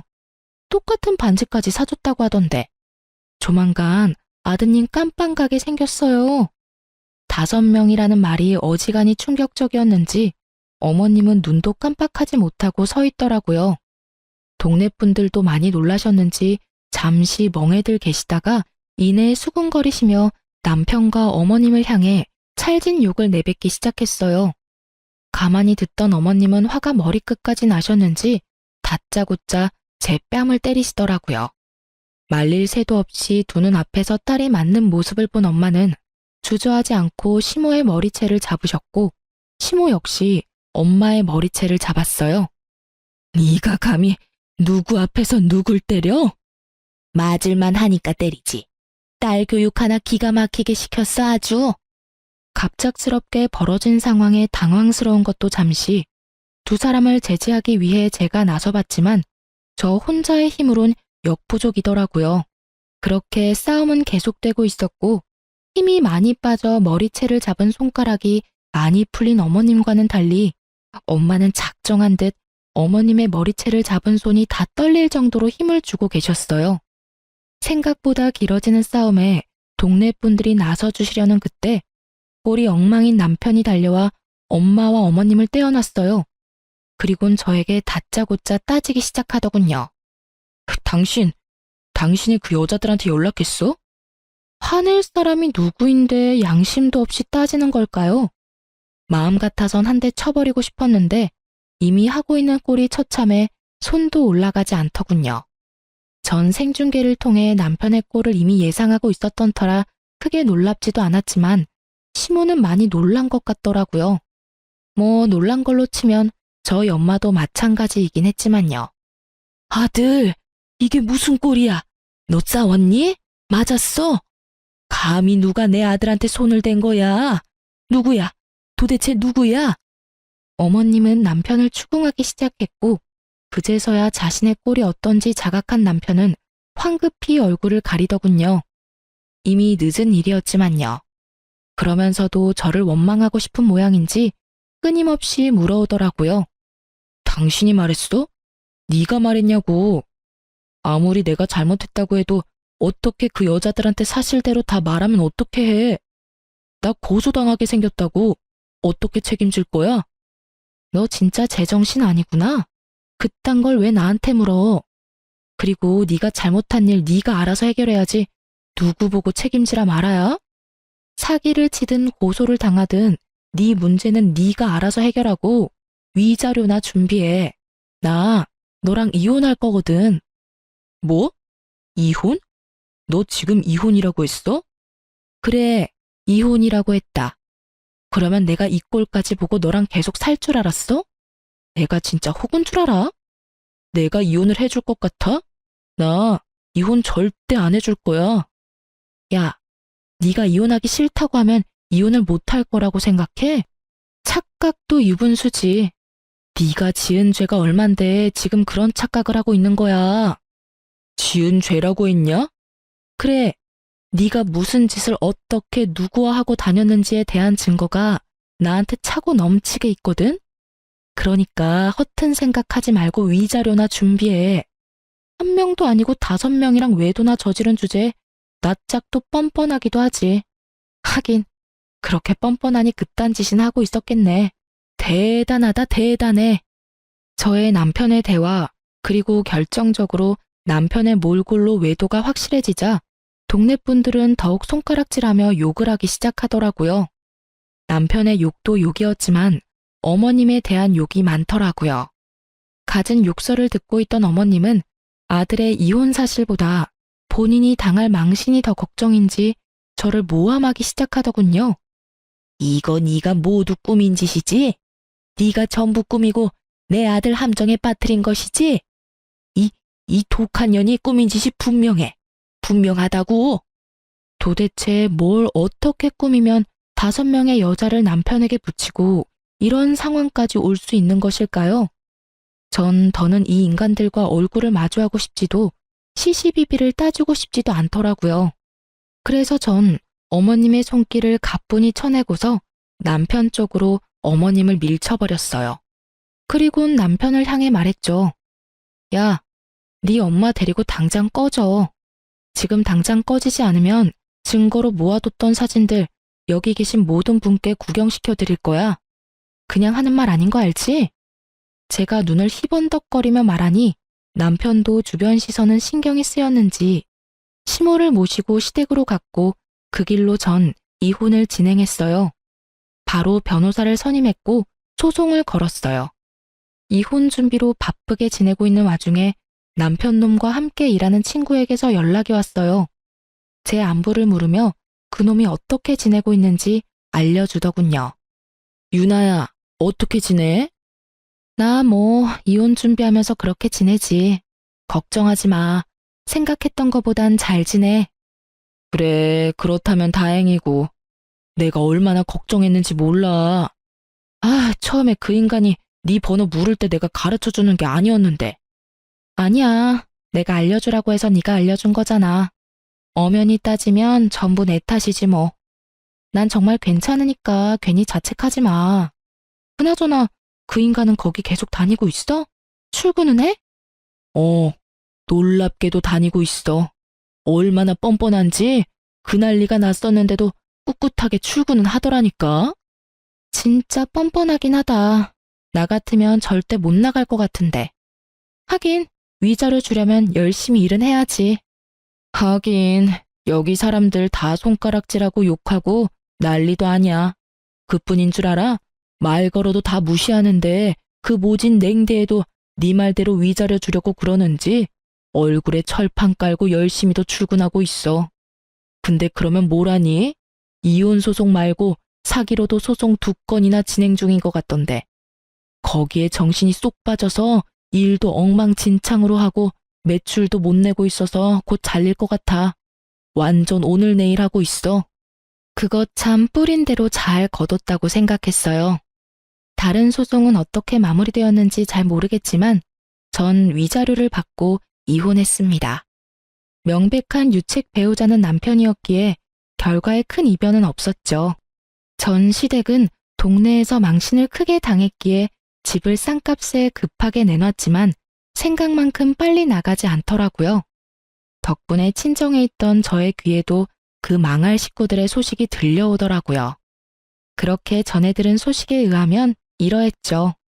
그 집구석에서 유일하게 제정신이었던 전 시부가 그래도 아들인지라 전 남편을 집으로 받아주긴 했지만 소송에 관한 그 어떤 금전적인 도움은 없을 거라고 못을 박았다고 하더군요. 저에게 위자료를 주고 남은 돈이 얼마 없다는 것을 뻔히 다 알고 있던 전 시모는 전 시부 몰래 돈을 해주려다 걸리게 되었고 그렇게 둘 다 집에서 쫓겨났다고 하더군요.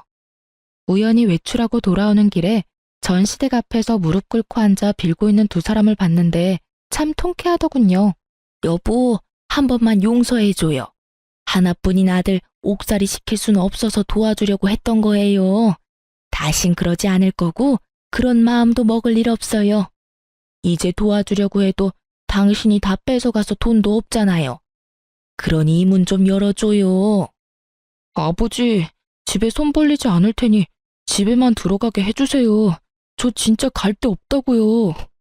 그렇게 한참을 빌던 모자가 겨우 열린 대문 안으로 들어가는 모습을 지켜본 눈이 저를 포함해 한둘이 아니었어요. 표정을 보아하니 다들 통쾌하다고 생각하는 듯 했어요. 저 역시 그러했고요. 전 남편은 당연스럽게 2건의 소송에서도 졌고 누구에게도 그 어떠한 도움을 받을 수 없었던 전 남편은 결국 대출받아 그 많은 여자들에게 위자료를 줬다고 하더군요. 그 어마어마한 대출빚을 갚기 위해 밤낮 없이 공사판을 전전하며 일용직으로 일하고 있다고 했어요.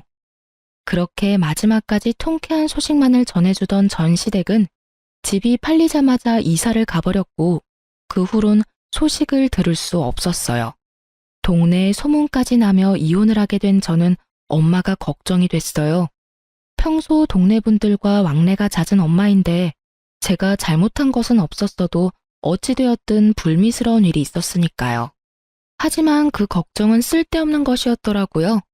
엄마 말로는 그간 순둥순둥한 엄마의 얼굴에 알게 모르게 무시하던 동네 분들이 계셨었는데 그날 엄마가 싸우는 모습을 보시곤 아주 친절하게 대해주신다고 하시더라고요. 그러면서 앞으론 참지 않고 살 거라고 하시는데 한참을 웃었어요. 요즘 제 근황을 말씀드리자면 전 남편한테 받은 위자료로 작은 사무실을 차렸어요. 그 사무실에서 먹고 자며 하던 일을 계속하고 있어요. 결혼 생활을 할 땐 전 시댁에서 오는 스트레스가 이만저만이 아니었던 터라 일에 집중도 되지 않고 그렇다 보니 결과물 역시 만족스럽지 못했는데 요즘은 정말 이래도 되나 싶을 정도로 일의 능률이 향상되었어요. 저를 찾아주시는 고객분들도 많아지고요. 요즘엔 기업에서도 의뢰가 들어와 이런 추세라면 직원을 뽑아야 할 것 같은데 어떻게 할지 고민에 빠져 있네요. 참 행복한 고민이죠? 이렇게 이혼 후 모든 일이 잘 풀리고 큰 걱정 없이 살고 있습니다. 이로써 저의 이야기는 끝이 났어요. 제 나름대론 통쾌한 결과였는데 여러분은 어떠셨는지 모르겠네요. 두서없는 사연 끝까지 들어주신 구독자분들 감사합니다. 좋은 하루 되세요.